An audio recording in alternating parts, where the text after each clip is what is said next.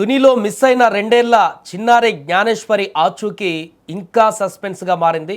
12వ రోజుకు చేరుకుంది. అయినా కూడా ఎలాంటి ఆధారాలు కానీ ఎలాంటి క్లూస్ కానీ ఇప్పటి వరకు లభించలేదు. పూర్తిగా అక్కడ సెర్చ్ ఆపరేషన్ని కొనసాగిస్తూనే ఉన్నారు. అసలు 12వ రోజు అక్కడ ఏం జరుగుతుంది, ఈరోజు 12వ రోజు అక్కడ ఎలాంటి సెర్చ్ ఆపరేషన్లు చేస్తున్నారు, అక్కడ తాజా పరిస్థితి ఏంటి, నిన్న పాలెం చెరువులో కూడా పూర్తిగా అక్కడ ఆ పాప కోసం అన్వేషించినటువంటి పరిస్థితి కూడా ఏర్పడింది. కానీ అక్కడ కూడా ఎలాంటి ఇన్ఫర్మేషన్ కూడా దొరకలేదు.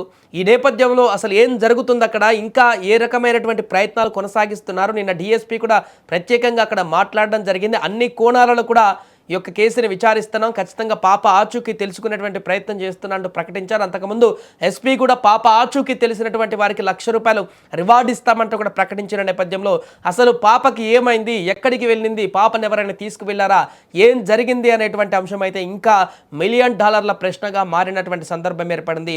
ఇప్పుడు 12వ రోజుకు చేరుకుంది కాబట్టి ఆ తల్లిదండ్రులు తల్లడిల్లిపోతున్నటువంటి పరిస్థితి. ఇన్ని రోజులు మమ్మల్ని వదిలిపెట్టి పాప వెళ్ళిపోయింది, ఇంకా పాప ఆచూకీ లభించట్లేదు, అసలు పాప ఎక్కడ ఉంది అనేటువంటి ఒక తీవ్రమైన మానసిక వేదనకు గురవుతున్నారు తల్లిదండ్రులు.